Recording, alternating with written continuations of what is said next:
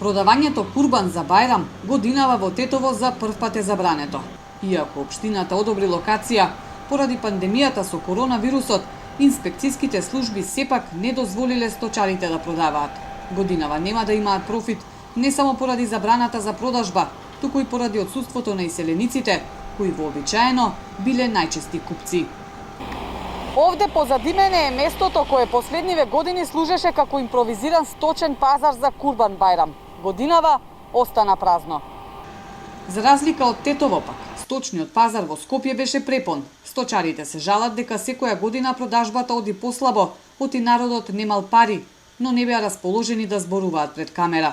Инаку принесувањето жртва или курбан е еден од главните обичаи за празникот и значи приближување кон Бога. Утре наутро за утринската молитва, џамиите се очекува да бидат преполни со верници. Исламската верска заедница и за овој празник упати апел за почитување на мерките и протоколите за заштита од вирусот, кои за потсетување баш и не се почитуваа за Рамазан Бајрам. Џамиите тогаш беа преполни, маски не носеа сите, физичката дистанца пак беше невозможно да се одржува. Токму ваквите големи собири, надлежните ги посочуваат како главен ризик за ширење на вирусот.